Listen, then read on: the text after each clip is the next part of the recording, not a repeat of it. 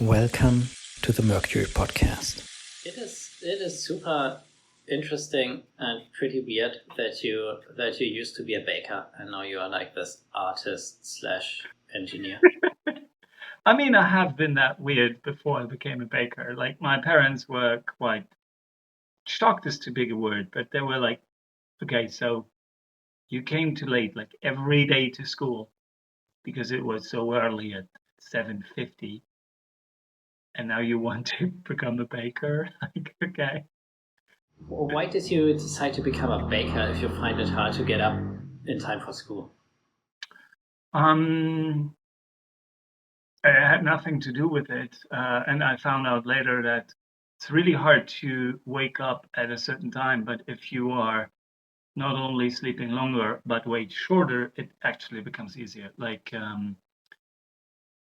you just get used to, you hear an alarm clock and you put on your clothes and you're on your way. As long as you're not sitting down, you're fine.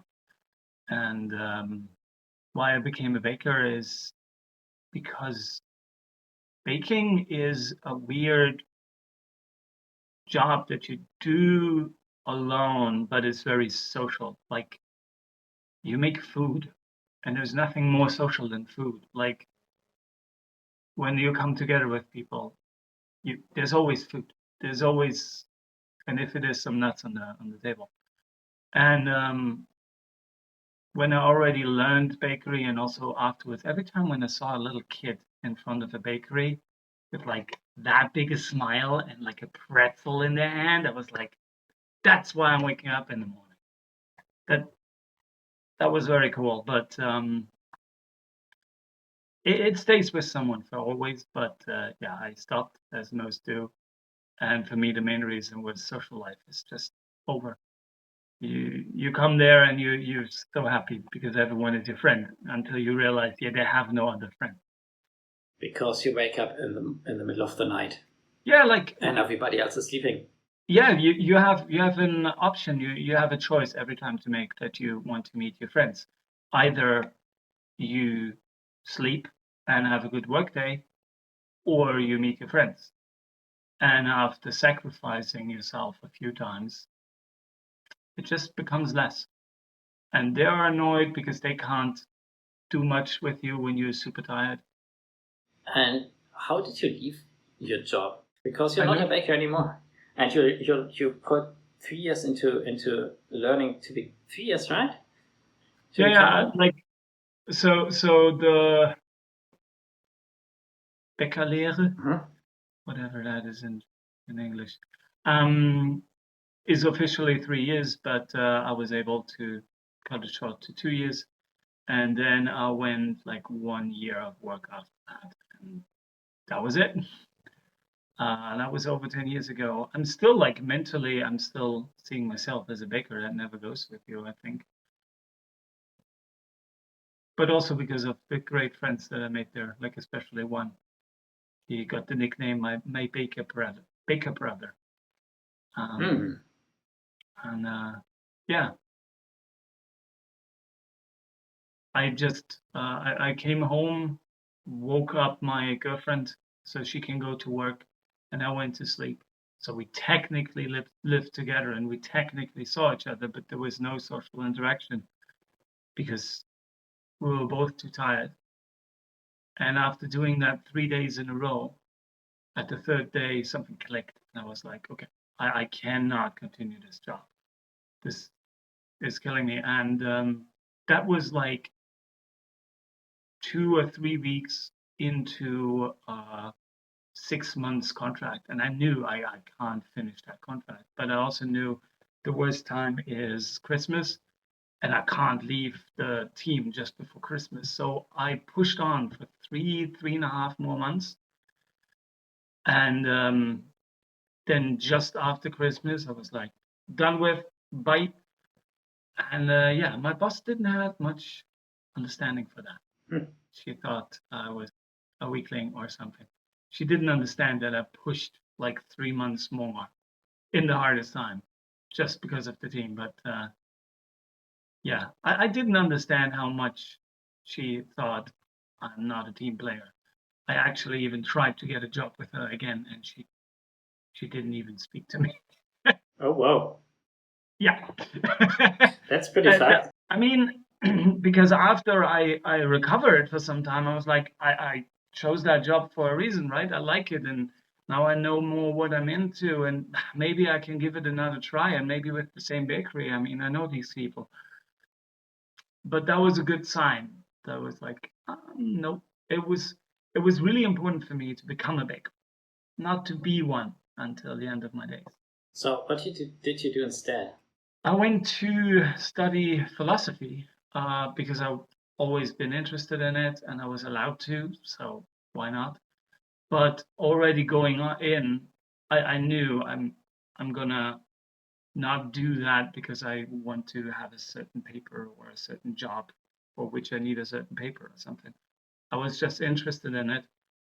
So it wasn't even a conscious plan, but I was not surprised when I ended it 1.5 years later. Like, I had many jobs in my life, very short time, which I think says something about my generation too. But it also taught me a lot because I was able to see the same face in different places over and over again.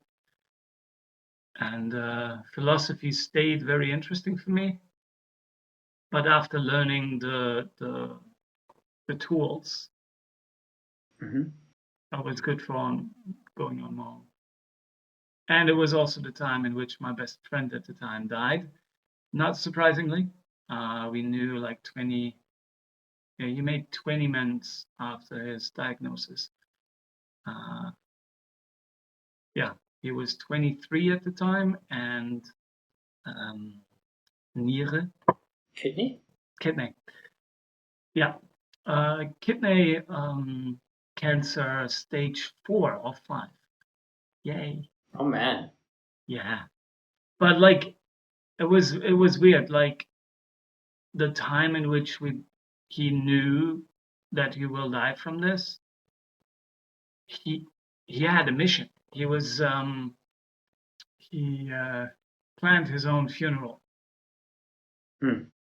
That was quite a cool thing to do. Like the priest was telling, like, yeah, he was sitting there with me, and then we talked about this, and we want that, and yeah.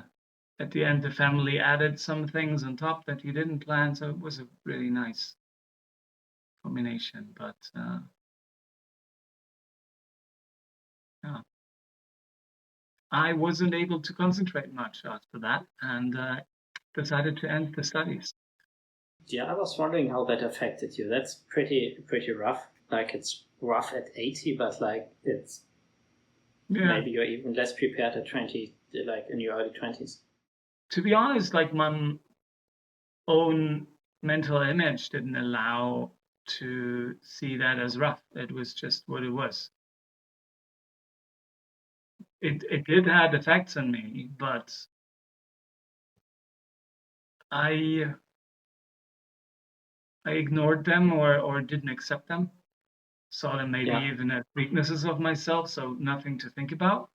But yeah, sure, it had effects, and also long term, like probably some positive too. But I think we didn't talk about that ever much.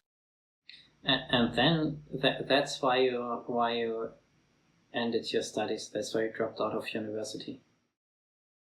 Yeah, I ended the university, and then again I felt quite stranded, and I went to see the world.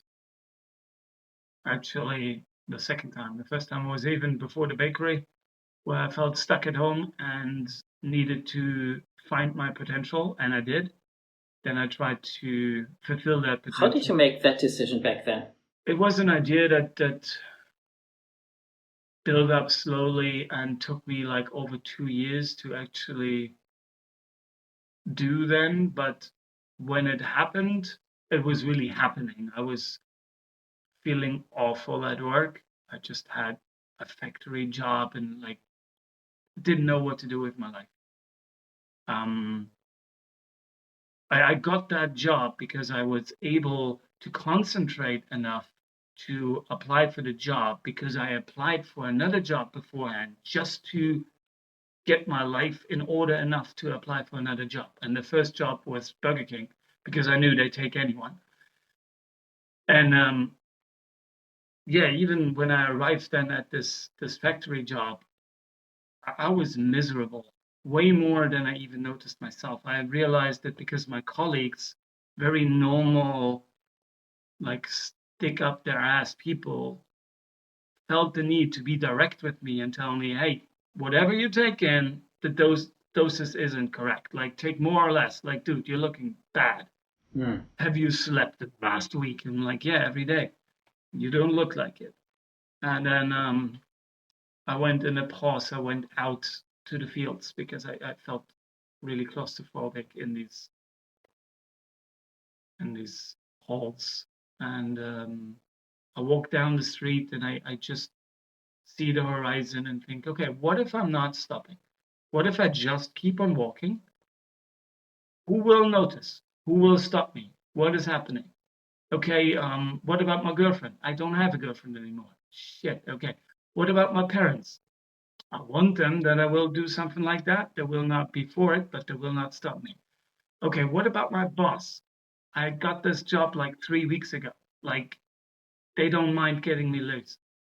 Damn, I need an argument to not do it now. I can't do this. So I turned around without a good reason. And that stuck with me. I was like, okay, I need to do this. I have a week left until the end of the month. I prepared everything mentally. I went there in the morning. I came to my boss and I said, sorry, but I'm going to end to the end of the week. And he said the only thing that could have shocked me. He's like, I get that. I had that myself before too. Like, do you want your last day to be today? We can do that too. And I'm like, no, fine. Like, I need a week to prepare, but thanks. Yeah. Wow. He told me, like, yeah, you see the bridge just next to the place.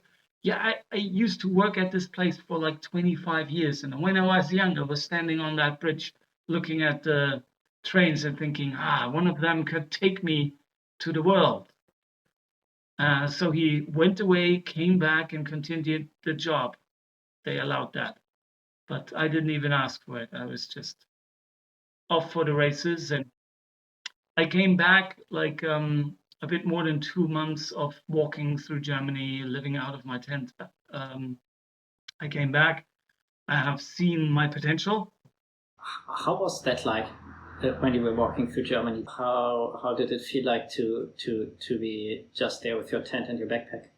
So I was inspired by the idea of a pilgrimage, like a journey that is long and big enough that it can change you personally. But I had strong opinions at the time against pilgrimage as a thing because, first of all, I grew up quite anti-religious, if not anti-Christian, not even with any bad intent by anyone, but like, yeah, it was this mindset of like, yeah, that's the good old stuff that used to work, but it's bullshit now. Let's be kind about it, but let's not take it serious, which I'm not standing for anymore. But there was also the idea of a pilgrimage that you walk somewhere to become a new, different human, but you do so with millions of other people. I don't want to become like millions of people. I want to have my own journey. But when I then met my good friend, the one who died later, after this journey, and he told me he did a pilgrimage, like the standard one to Santiago? Exactly. He got the same things out of it as me. It's about the journey, it's not about the people around you. But yeah, I was having first the plan to literally take a dice with me, a die, and at every street to decide go right, left, or straight.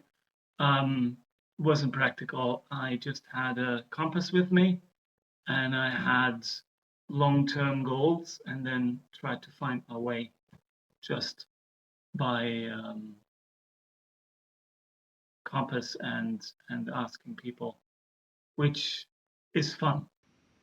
Did it work out? They're always good willing, and they always send you the wrong direction.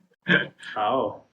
It's fun. Like I remember one time where I asked like 3 times in a row, and I've done that a few times. I'm like, okay, so you say straight this way, and then to the right, and then this, okay, and this and this.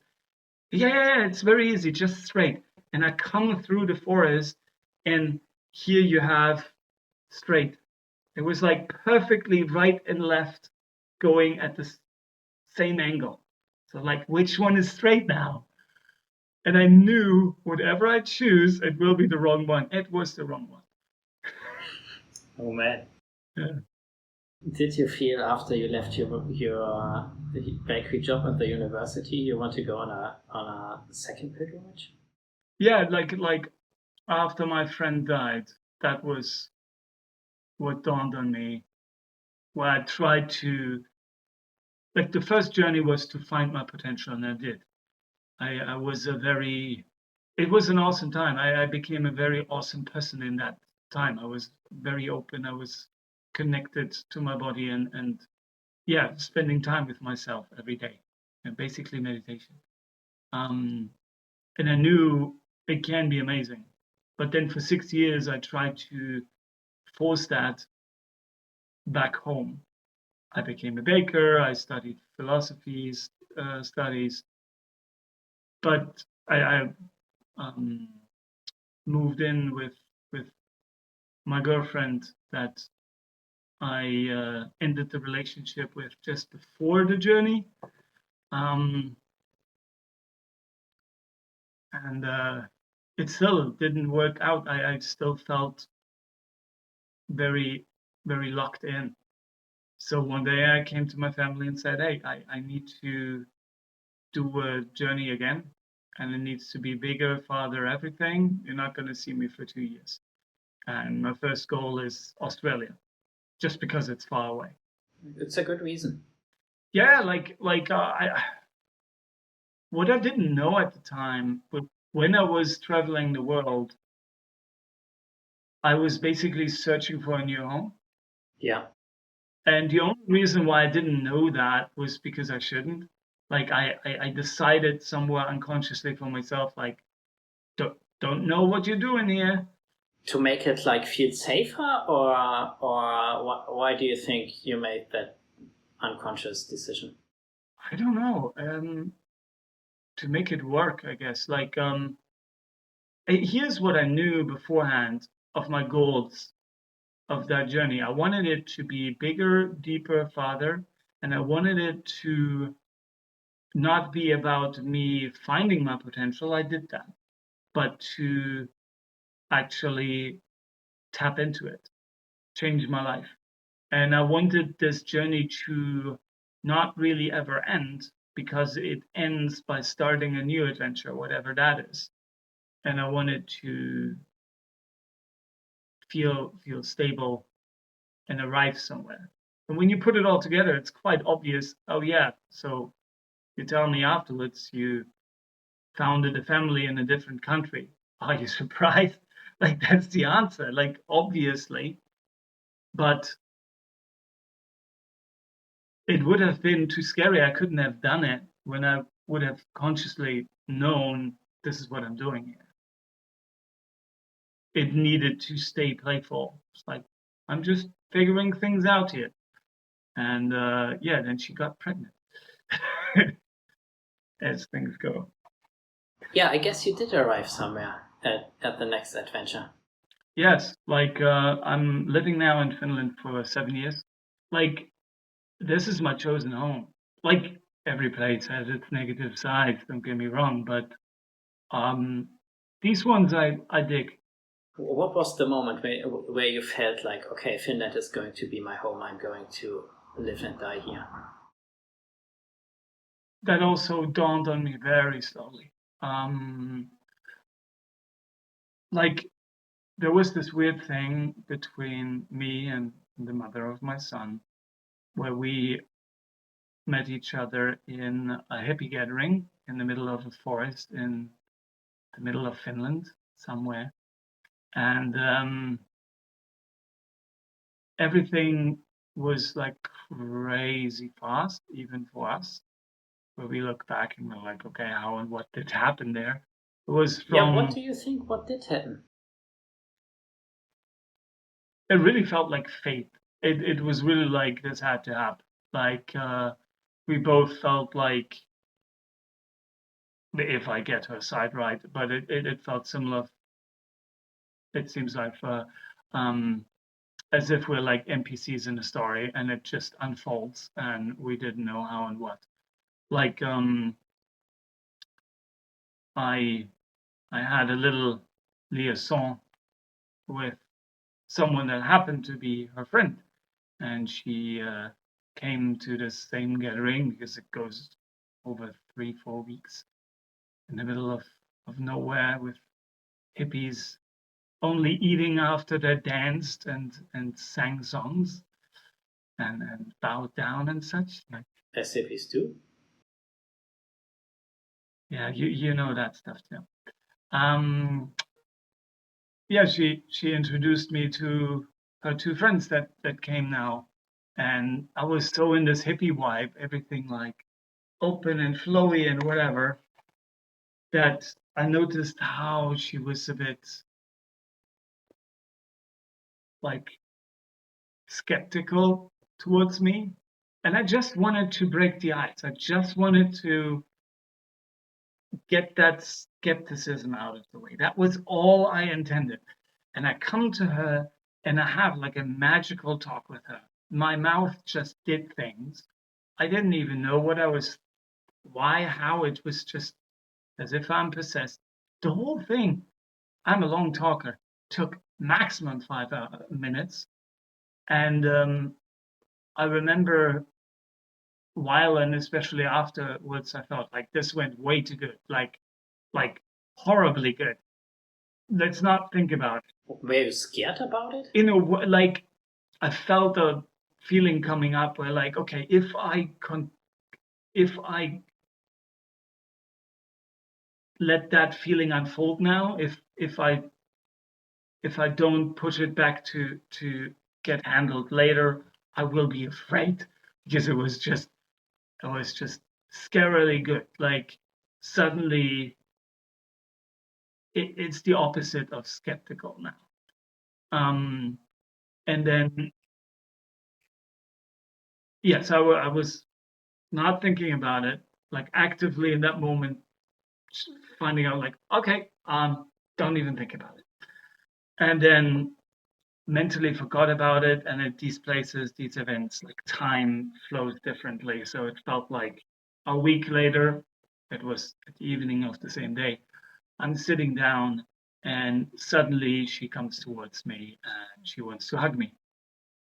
And yeah, everything went very fast. Like that moment when she said, like, I want to hug you,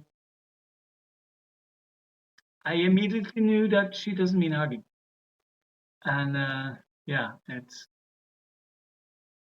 took a day until we decided condoms are for beginners. It's not recommended to the listeners. Nope. Like wonderful human. But we did set ourselves up to quite some things because we also like we knew quite quickly, like after knowing each other for less than 2 weeks max, we openly talked about, okay, let's have children, like not at all or at some point, but like now. And we like after 3 weeks of this after knowing each other, I was invited to her place, and just to, because we both didn't know what this is, to find out how and what this is. And yeah, I stayed for 4 days, and then her husband requested to come home, that this German prick can maybe leave. Oh man, so she was married at that time. Jesus. Like, everything, like it easily sounds bad, It's and like, I don't. It's not bad, but like, yeah, yeah, Michael, I understand it's working for you, but also like if I hear you speak, it's like, whoa, that's a crazy story. And I mean, Wait. like everything is working out fine. But also, like you said before, if you would have asked me anyway along this journey, is this a good idea? I would have said, well, I know you're crazy in a good way usually, but like this is crazy in a bad way. Like, don't even think about it. you know the result. You know my son Rahu, and he just needed to exist. Yeah. I don't know whether that's a good argument. But like, yeah, I am going to be a grandpa who is like this and that, and by the way, yes, I know my shit. Yeah, I guess so. Like you said it before in this talk, you're like, oh, that was much, and I'm like, pretty much all my stories are in that category. Like, I don't know. I've been told I'm intense before, and to me, it's like you say that after spending some time with me for minutes, hours. Like, by the way, I can't leave. Yeah. Okay, to like. So, anyways, so you were visiting her. You were hanging out at her place for a few days. You were already talking about having children, and then it turns out her husband wants to come home. Yeah. He was there for 2 days. After these 2 days, I came again. The divorce papers were signed on both sides, and I moved in. Did they talk about divorce before that, or was it like the fact that you were suddenly hanging out and she wanted to have kids with you that he was like, well, I guess this is the point where we should get divorced? I felt really bad about this at the time because of what have I done to this man? I don't know. Yeah. And then I realized that I have nothing to do with the what, but everything with the how. It has built up for some time that they, or at least she, was convinced that this doesn't work anymore. And the moment when she met something that she does want, now the decision was quick. Yeah. And he has made his decision beforehand too, where she, long before like the whole thing, yeah. So confusing, so complex story. Because I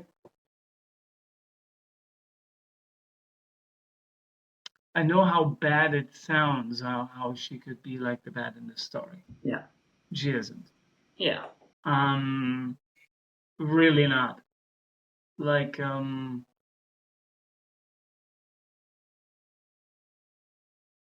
hard to say. Like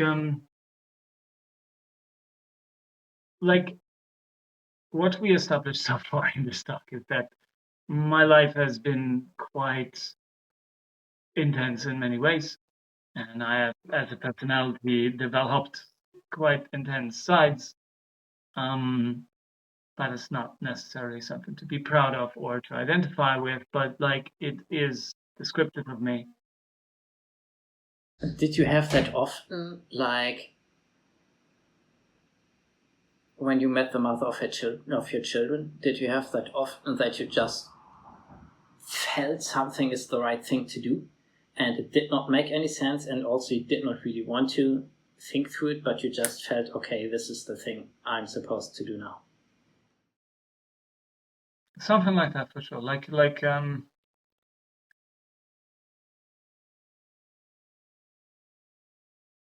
the whole decision to come to and stay in Finland was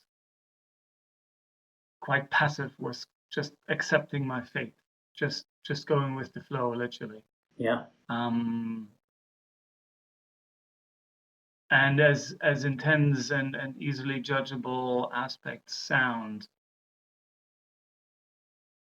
I am deeply grateful because of all the difficulties that we came into together, because it was really important for my self-work, like to work on my own past, to process that, because I didn't notice it at the time, but what brought me there was a really, really messed up self-image. And she helped me through all of this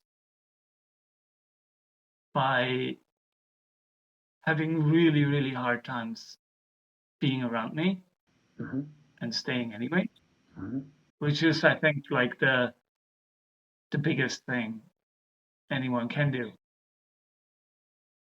How did that help you? Like, I understand that question, but the answer for me is also like, what's the question? Like obvious, like when your conviction is that it is a mistake that you exist, and then someone has a hard time being around someone thinking about that than about themselves, obviously, but makes the conscious decision over and over again, I'm not leaving. Like, no, this is worth it. Like, of course not. Like, why should I even think about it? That's the only medicine that that can ever help, and that you can ever need. To that, the lived counterexample of like, sure, you're not shit. Like, who the heck did tell you that? Yeah, I'm deeply grateful. I have much respect for her.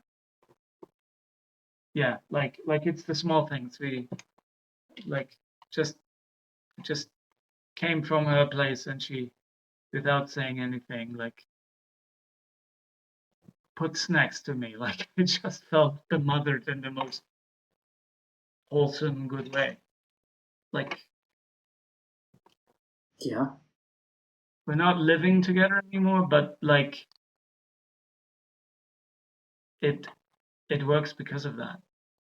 Do you think she's the reason why you chose Finland as your home, or do you think it would have happened anyway? It's just like also the place you're supposed to. It's also the place you're supposed to be.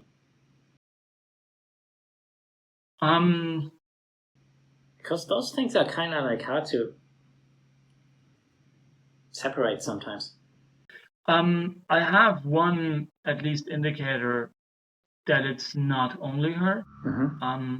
I felt a need to go home, like a kind of a missing of a place where I can arrive, one that I know already, that I can come back to.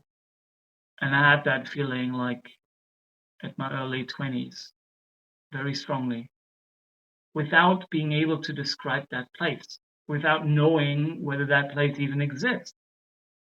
And when I came first to Finland and I saw the nature here, where it really, even if you're in the biggest city, Helsinki, you find places in the middle of the city where you can just not look in one direction, and it looks like you're in absolute untouched wilderness where no one has been in the last 10,000 years, and then you see a Coca-Cola can on the floor. But it's great how wild the nature looks here. And I realized, like, the moment I saw the moss and the rock, it's like, that was it.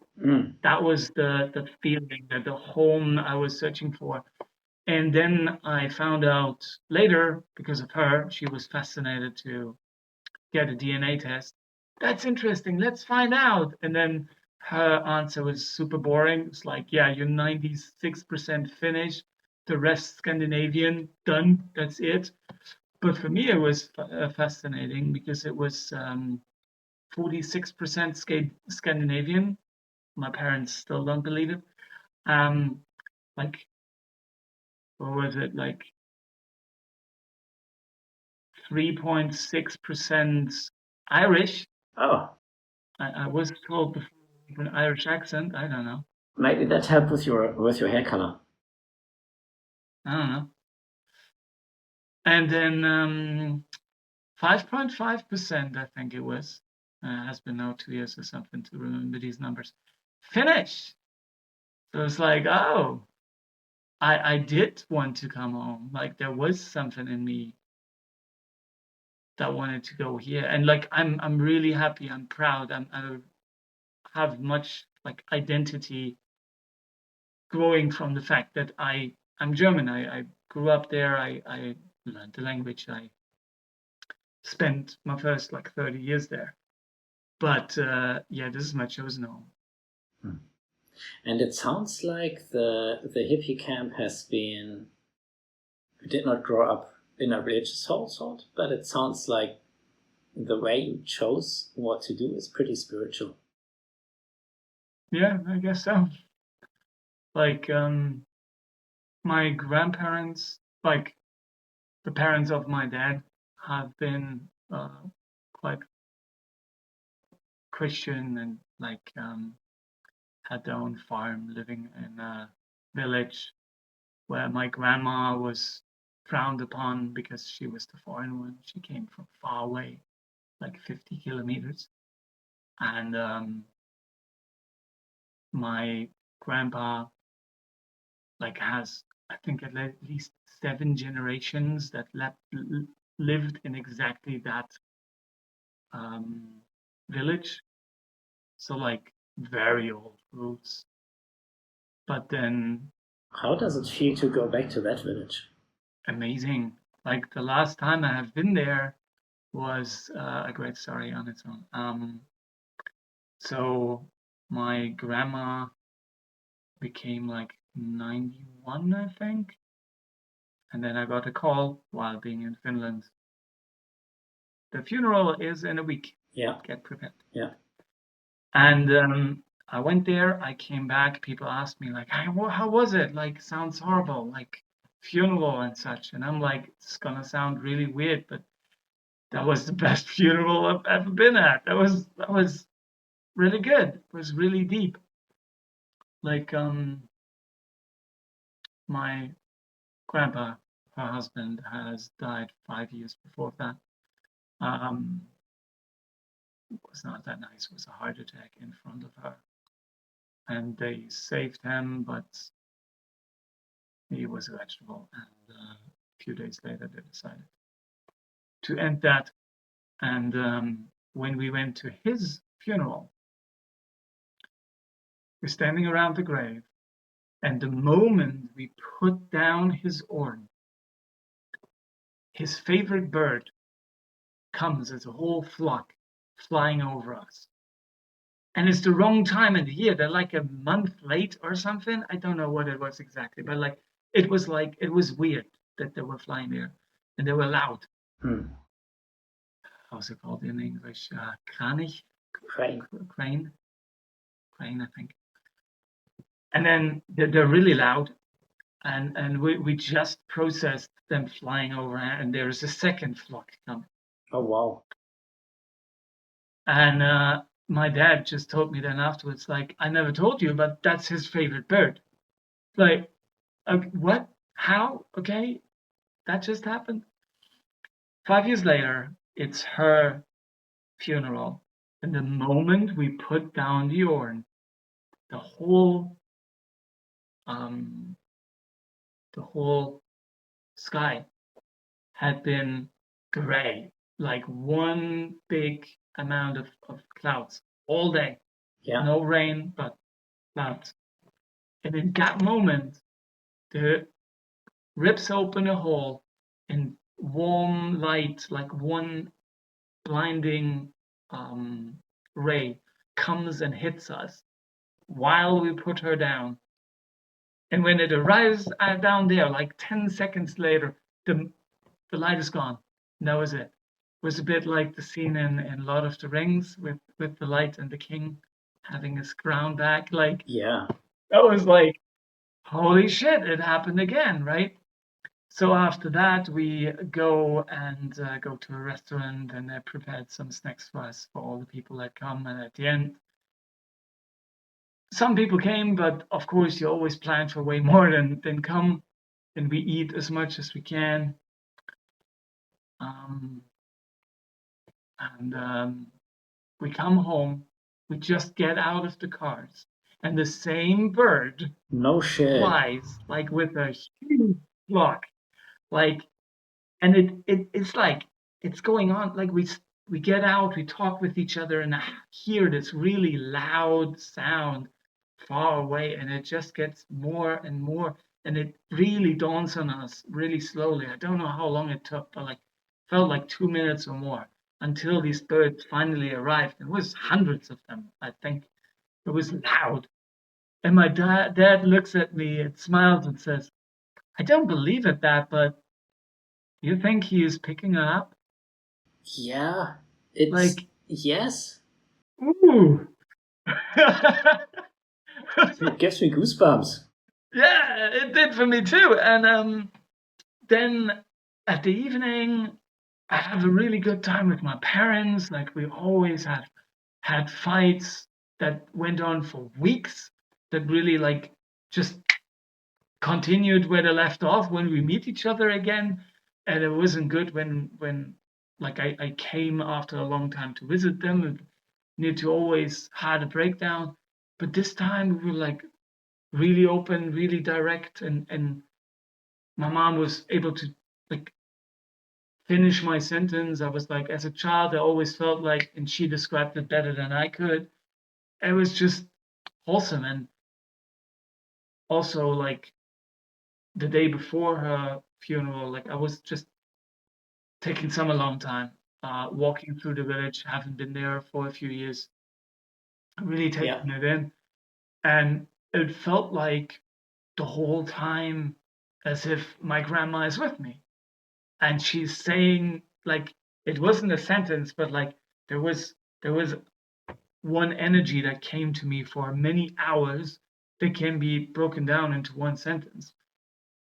Don't forget you have roots. Like, you come from here. Like, I know you're in your head and you're talking much and you this and that and you're going in the world and everything, but that doesn't mean you don't belong. You do. You belong with us and this land, and you can always come back. And I know I will go back there, and I got them want to go there with you one day. It will not be we will do that. Hell yeah. We will do that. Like, I will probably be less than 10 times at that place again in my life, but I will be there. Yeah. We still didn't sell the house, and I hope they don't do that for some time, but yeah. So yeah, how did we get to... We were talking about like spiritual, like spirituality. There you go. Intuition. How does it affect your life? Yeah, and you said before about hippie communities or gatherings, how important that is. Yeah, I mean,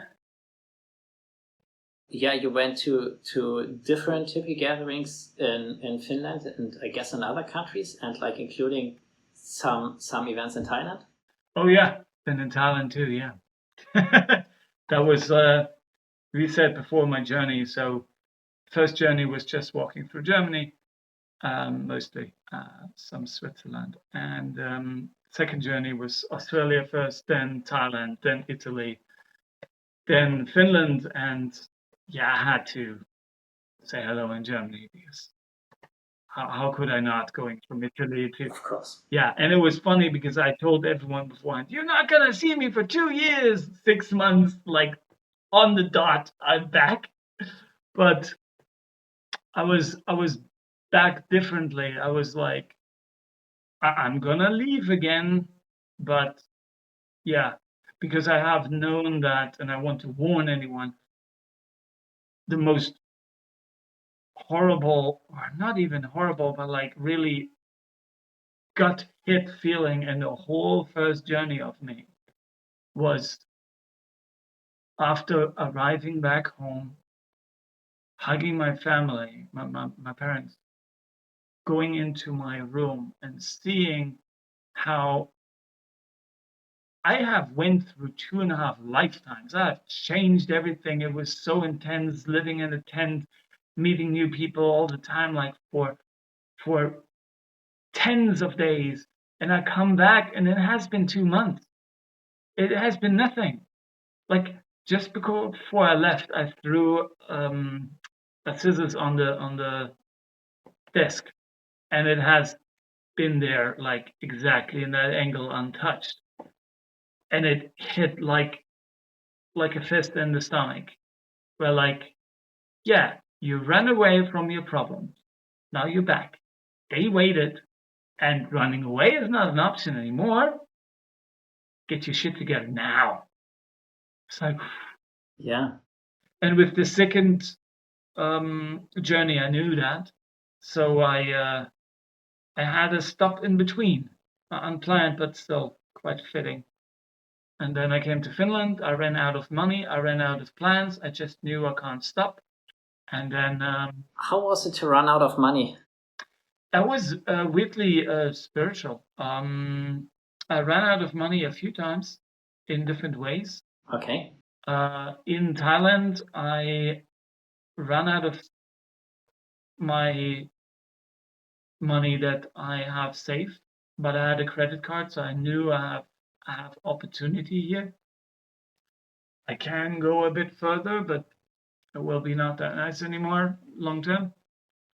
And it has been like that. I just have you been worried about running out of money before? Unconsciously. Like I try to not think about it. I had the idea that while I'm traveling, I will work. I didn't even try to apply to a job once. I didn't. So first time I ran out of money was in Thailand. I have stayed longer than I expected to. I had to first get a extension of my visa, which was stressful because like getting to officials and then when I had that done, I was sure like everything fine, and then time went by way faster than I thought, and suddenly I had to make a visa run. So go to the nearest border, go over, come back again, and officially have been new to the country and have another month, I think. And I planned it at the last day, at the last possible option, and I booked a ticket. And this is one of these moments that you talked about before, where you just know you have to do something. It makes no sense, but you trust your gut feel. Yeah. So I booked a bus to there. I didn't book a bus back, which made no sense. I had a moment where like it occurred to me, but like it was immediately don't think about it.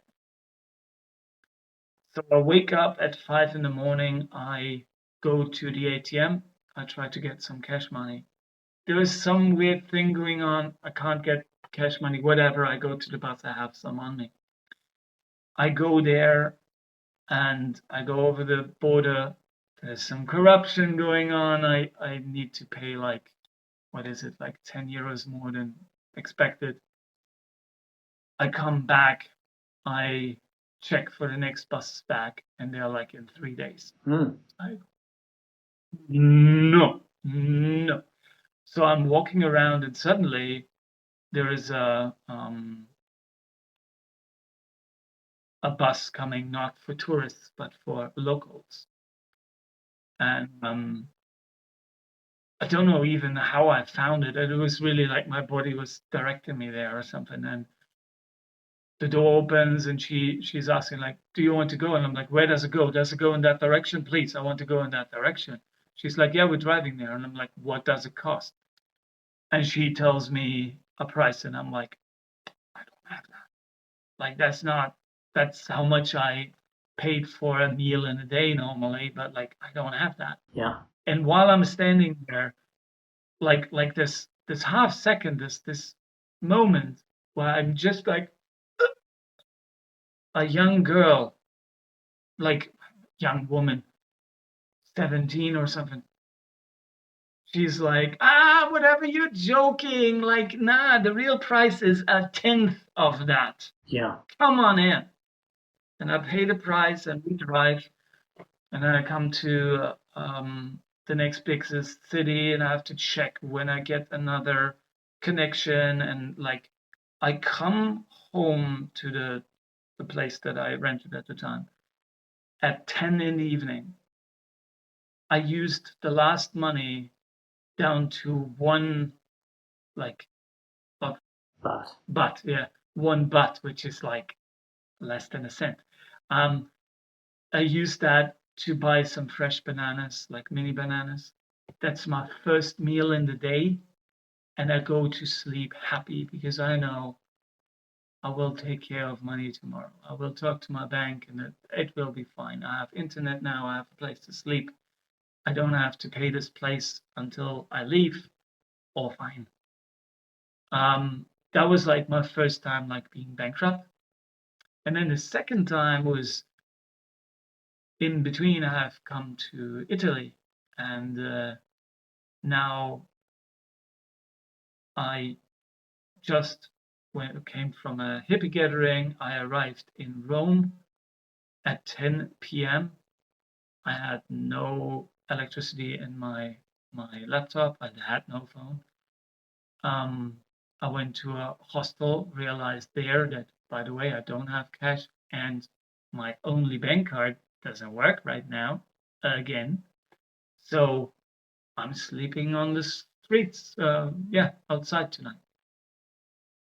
So for anyone who never has been in Italy or Rome specifically, I don't know how and why, but I've never seen so many homeless people in my life. Yeah. Like, let alone find.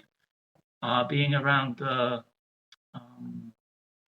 main train station, like, there was tens of them. Like, next day when I walked through the streets, there was a guy sleeping with only one sock on in the middle of the streets, and people walked around him as if he would be a piece of dog shit that you try to not step in. Like, there was no recognition of humanity whatsoever. It was weird. But again, there I had the feeling like I needed to be here. Like, I really didn't want to be in the city. At the end, I stayed 4 days, and I was really happy when I was leaving. But I learned some things on the way. Like, homelessness was always the scary thing because I never experienced it, and it's not nice, and I don't want to do it ever again. But it's not that big a deal anymore because I've done it. It was only a night, and it was going really well. It doesn't have to go well, but like, it's just this thing that you could do again now. I woke up the next morning and I was just happy. Took a picture of the place, like the dirtiest, most horrible place, and I was just happy because now I knew, like, you're gonna die from starvation if you don't eat at all for 3 weeks or more. I'm in Europe. I'm in a city. That's not gonna happen. It's not a question whether I eat again. It's just a question when and where, and that's actually an adventure. Like, I'm fine now. Yeah. The worst that happens is the thing I just became fine with, sleeping on the streets, has to happen again. It was a quite stressful day still. Like, I was new to this whole thing. I was ashamed and everything, but I was also smiling at that day. I think so. So yeah, money and realizations. And the third time you can say was like in Finland, when I knew, like, I can't end now, but I have no plans, I have no money left. We have to see what happens. But everything was fine. Like, money is just a number. It can be more, Like, I don't want to play down any experience of other people, but my experience has always been, it feels like it's the end of the world, and then it never is. Just not once. Not really. Yeah. Just a wake-up call. Just take this shit serious. Right. But then again, why so serious? Exactly. Oh man. Do you feel like there's another big journey coming for you? Interesting question. To be honest, I'm afraid of it. Not that that's the case, that could happen. I'm sure of it. It's like being on a roller coaster. You close the thing, you know you're going. That doesn't mean you're not nervous.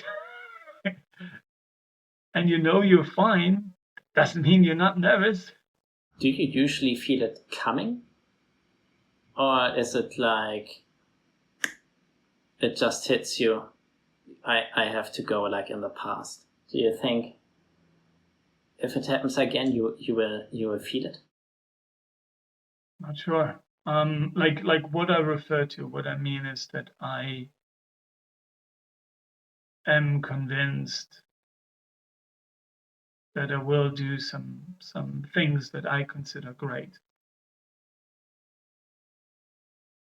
And that's scary for two reasons. A, I was always absolutely convinced and like identifying with the idea that it's not only that I can't do shit, I cannot learn to do shit. Which ironically made me a really good learner, because I was always listening, because I was always assuming that everyone else knows more than me. And the second reason is because I'm sure of the destination. Yeah.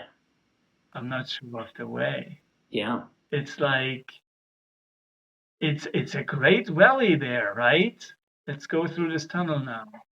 Ugh. I mean, I know it goes to that valley, but it's a dark tunnel. Yeah. Yeah. But in a way, it already happened, just not yet. What do you mean? The potential, the place on the other side that is already real, just not yet. But like,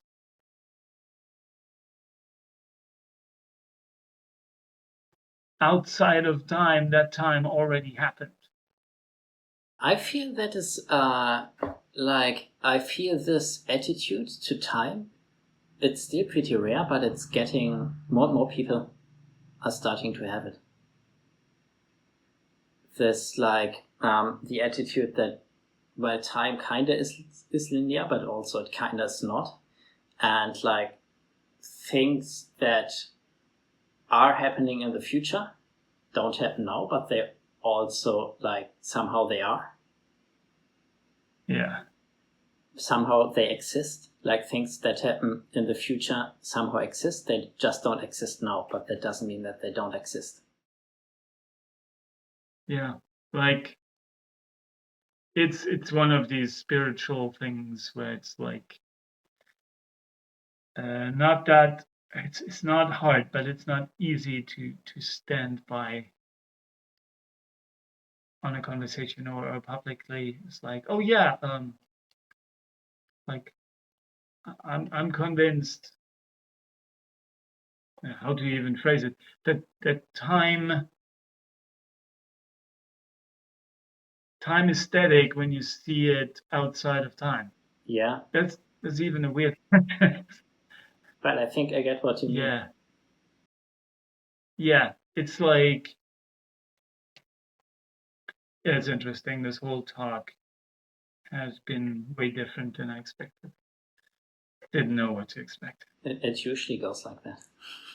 And do you feel like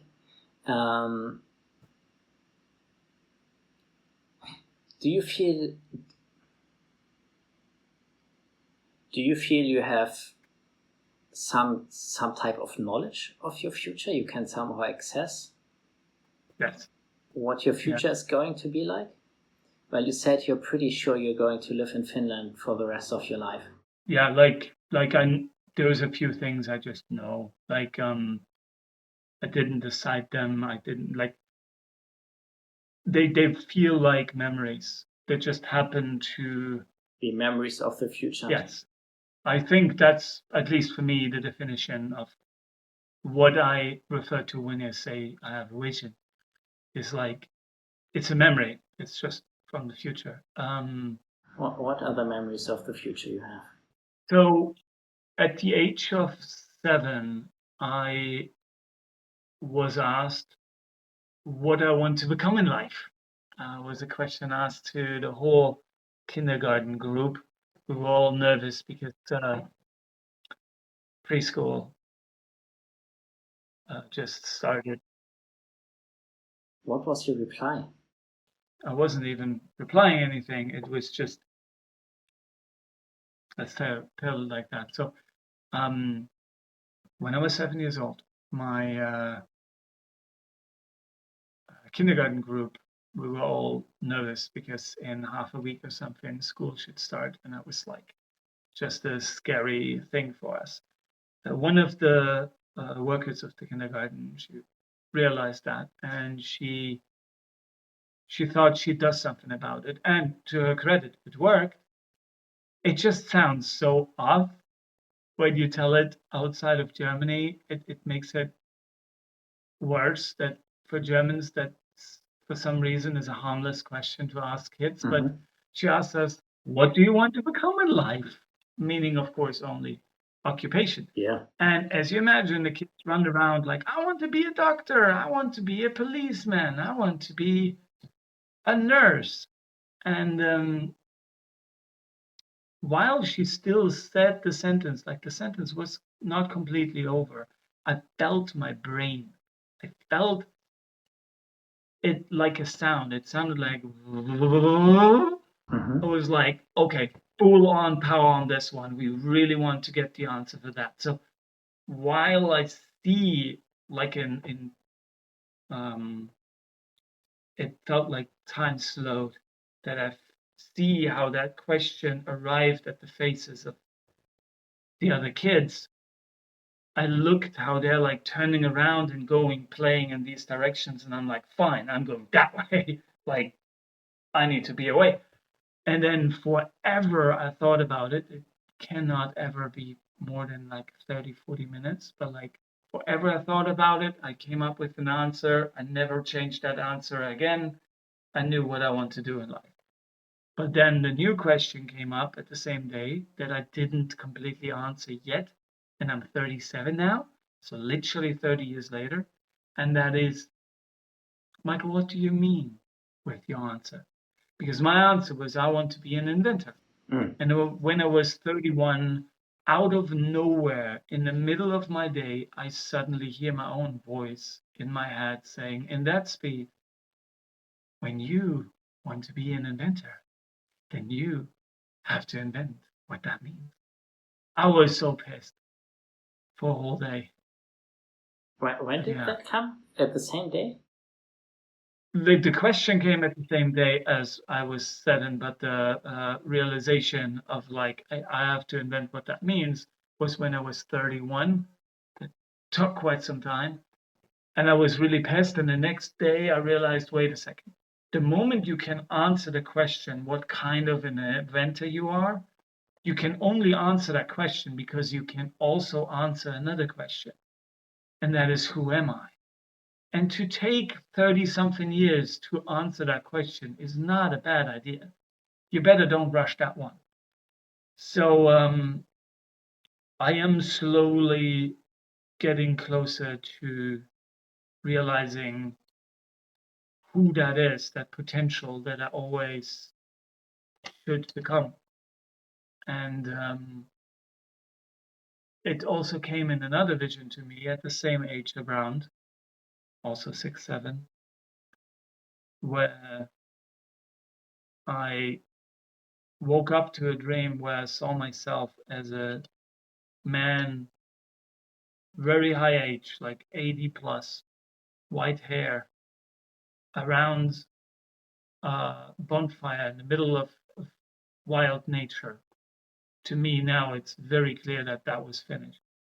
And I was dancing and telling stories to a whole bunch of grandkids, 23 to be exact, wherever I know that. And of the age of like a few months old to like early 20s, all of them like fascinated of this old crazy laughing guy who can make everyone cry if he wants to. And years later, I could put words to this and realizing, okay, I mean, I basically asked myself, what do I want to do in life? And the answer was life. Like, I want to have much age. I want to have much stories. So I didn't only have many years, I filled them. I have still the ability to laugh about it.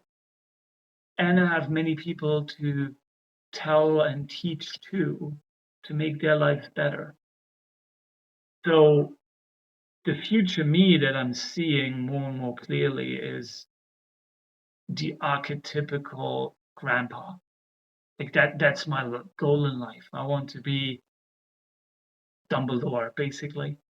Which, by the way, when you think about him, he's worse than Voldemort. Like, he is a fucking savage, man. Keep going. Why is he worse than Voldemort? Yeah, let's sacrifice a child willingly, you know? Like, that's what you do on a Tuesday. Like, fucking man, like, even Severus Snape is like, dude, I am the bad guy in this story. What the fuck are you doing? I mean, I don't need that part, but yeah. What else? Grandfather. Yeah, there's not much more to tell. Like, I mean, there is more to tell. I want to, like, I have this feeling, this vision for a long time that, like, I'm born in the 20th century, but I will die in the Stone Age. What does that mean? Like, I think the way how we, or at least some of us, and especially me, will live in the future has more to do with antique living than it does with now, or especially even like the 90s, 2000s or something. Like, do you like that? Do you think it's going to be better? Like, I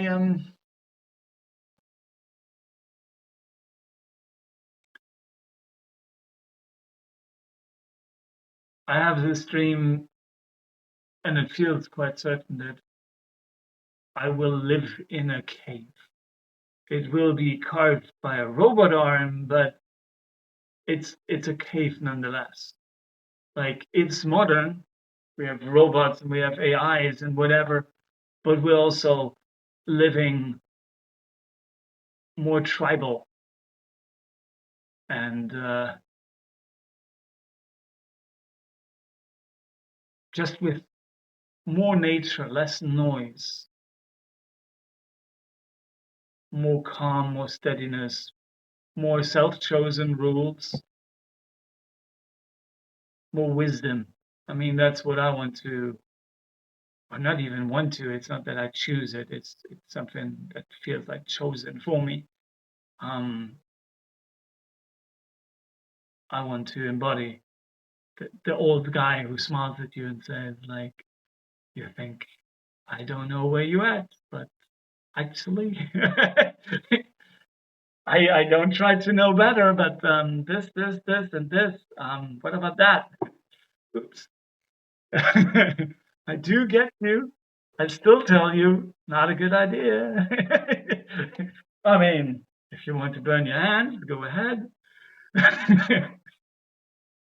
Do you think there's anything else we should talk about? like a thing to end on, I think, is this deep belief in me is that it should how it is, not only, but especially when you don't think so. And you're like, God damn, this is a bad idea. Like buying one-way ticket when you know you have to come home, and then barely making your way home, and being happy, really happy that you ended the day on one butt. Like many things just have to be a certain way. If you end the day with 1 baht, it means you had more money than you needed. True. Yes. Yeah. Yeah. It was still abundance. Like some details I didn't tell about the day in Rome. The same day that I stranded there and became homeless, a guy randomly gifted his sleeping bag to me. Mm. I walk down the street, I see a homeless person sleeping there, hiding his face with a broken yellow umbrella. I'm like, that's a good idea. You're protected from wind, weather, and people looking at you. That's good. And about 20 meters in front of me, on the street, there lies a broken yellow umbrella. I pick it up. I just think about, damn, where do I sleep? Like everyone has big cardboard. I wonder where I can get. Oh, there is a big, like 2 meter piece of cardboard, just leaning on the wall, not belonging to anyone. Like that's mine. And then I go down. I'm searching for a piece, a place that is a bit peaceful, and I find a place. I just lay down. I think like not a good idea. If it rains, that's when it starts raining lightly. I look around. I find um, uh, a doorway that is where the door is a bit pushed back, so you're having a bit roof over you, to an electrical service room of the train station. So I know no one will need to go through this door. So I go there and I sleep really great. And the next day I walk around and I find out that if I would have known that place, the shortest way to go there was exactly how I went, as if I knew. So, like, life to me feels like we're thinking and we're processing. It's important to think we have choices, but very often it feels like on replay. It all already happened. It all makes sense, especially if it didn't make sense to you at the time. If you're like, I want to do the nice little no, there's a shortcut. Yeah, but it's dark. Don't care it's dark. It's a shortcut. Use it. So yeah, that's something to end on. I agree. Like you have no choice, and that's great. Yeah. Let's end it on this note, Michael. Yeah. Michael Schmitz, danke, dass du da warst. Thank you for being here. And I'm looking forward to going to visit your village with you. Fuck yeah. Udersdorf. Shout out to Udersdorf. Translates to like what's otter? It's not the same as a beaver, is it? That's an otter? I think otter is otter. Yeah. But Udersdorf is like so old, the name's changed. It means village of the otters. Yeah. And it's in the middle. Yeah, it's in the middle of an active volcano. I just said like it's in the middle of an active volcano. What? Obviously. Obviously, right? Yes.